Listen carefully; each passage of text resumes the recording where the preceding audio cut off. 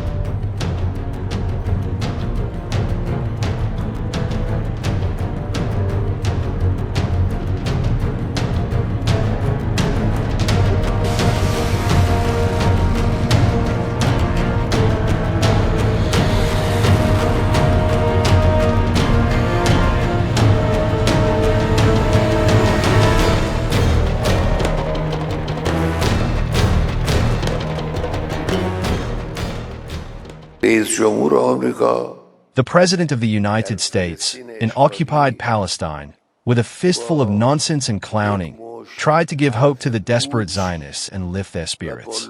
This is my analysis of the U.S. President's trip to occupied Palestine, based on what he did and what he said. Trump, is proud that we bombed and destroyed Iran's nuclear industry. Well, very well, keep dreaming. But why is it your business?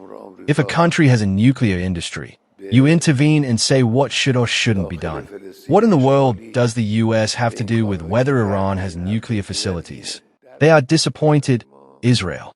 They were slapped so hard in the 12-day war that they couldn't believe it.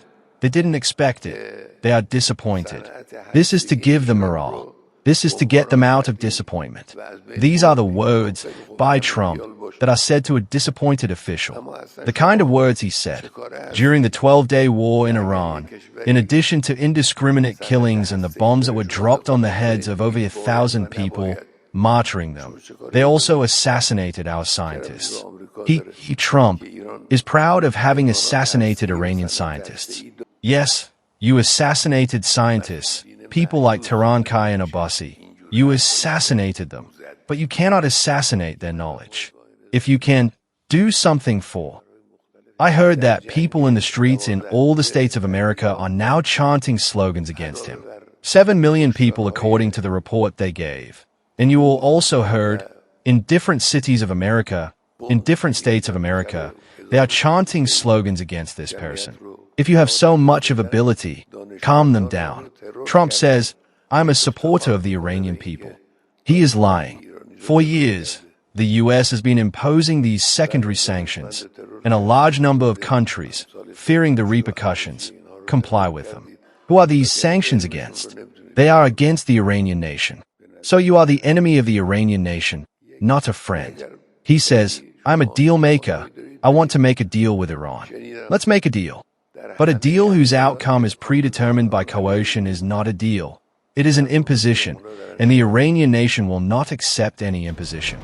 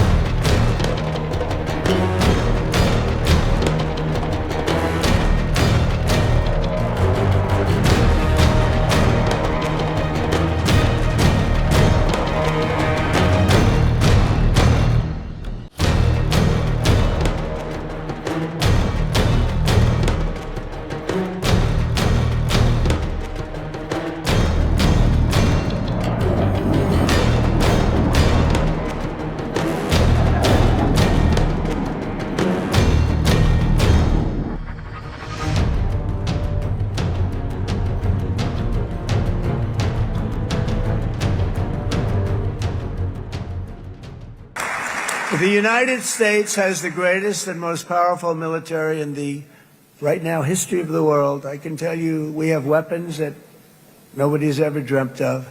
I only hope we never have to use them. I rebuilt the military. I was proud to do it, but some of the things I hated to do. I hated certain of the weapons because the level of power is so enormous. It's so dangerous, so bad. But we have to do what we have to do. We make the best weapons in the world, and we've got a lot of them. And we've given a lot to Israel, frankly. And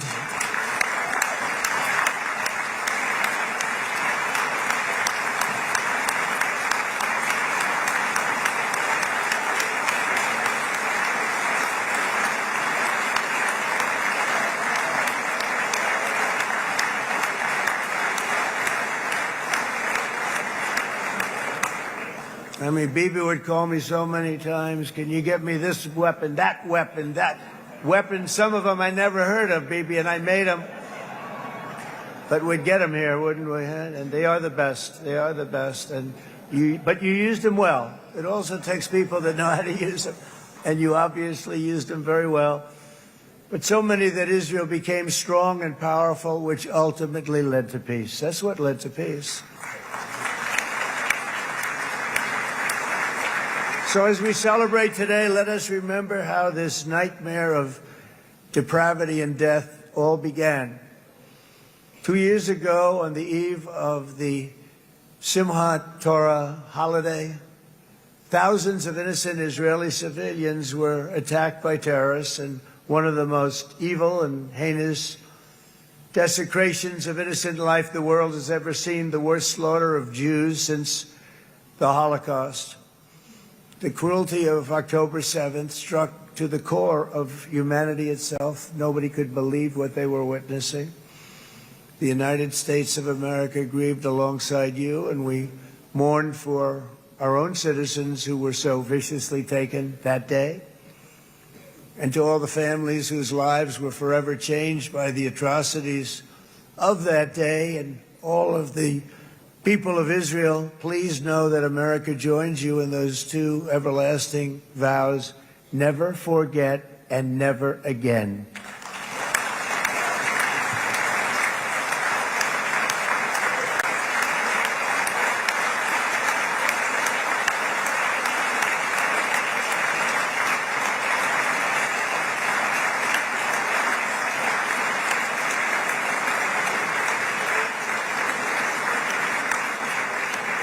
From October 7th until this week, Israel has been a nation at war, enduring burdens that only a proud and faithful people could withstand. It was a very tough period of time. For so many families across this land, it has been years since you've known a single day of true peace. But now at last, not only for Israelis, but also for Palestinians and for many others, the long and painful nightmare is finally over. And as the dust settles, the smoke fades, the debris is removed, and the ashes cleaned from the air, the day that breaks on a region transformed, and a beautiful and much brighter future appears suddenly within your reach. This is now a very exciting time for Israel and for the entire Middle East, because all across the Middle East, the forces of chaos, terror, and ruin that have plagued the region for decades now stand weakened, isolated, and totally defeated. A new coalition of proud and responsible nations is emerging, and because of us, the enemies of all civilization are in retreat. Thanks to the bravery and incredible skill of the Israeli Defense Forces and Operation Rising Lion,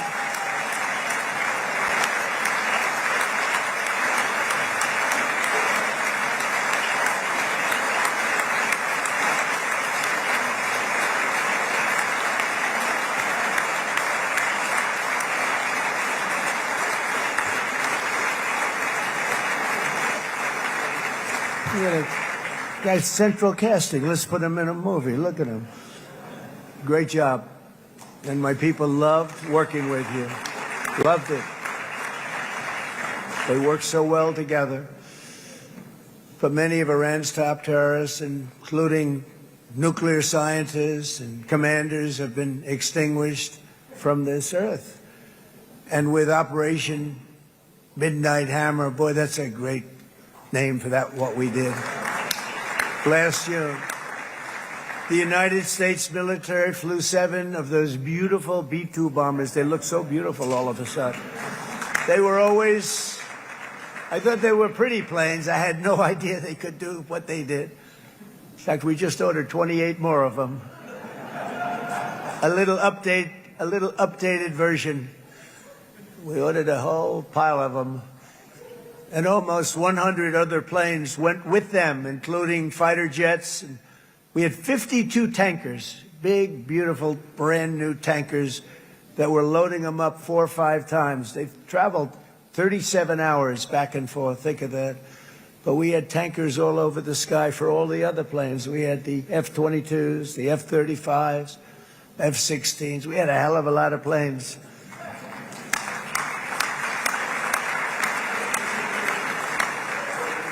So we had 52 gas stations in the sky. That's what they call them. So we dropped 14 bombs on Iran's key nuclear facilities, totally, as I said originally, obliterating them. And that's been confirmed, and everybody understands it. Together we stopped the #1 state sponsor of terror from obtaining the world's most dangerous weapons. And if you think about it, if we didn't do that, and assuming we made the same deal that we have today, there'd be a dark cloud over this deal. And #1, it wouldn't happen because the other Arab and Muslim nations really wouldn't feel comfortable making the deal that we have now, right? If Iran had that nuclear weapon that they were about 2 months away from having. They would have had it in 2 months or maybe less than that. They were right at, this was our last shot.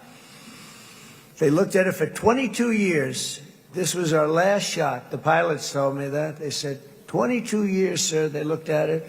Our predecessors looked. They studied it. 3 times a year would do drills on that exact attack. And, boy, did they get it right. But let's assume they didn't, and let's assume there was large-scale nuclear weapons in the hands of Iran. We couldn't be here today. Even if we signed the deal, which we couldn't do because a lot of people would not want to have anything to do with it, we took a big cloud off of the Middle East and off of Israel.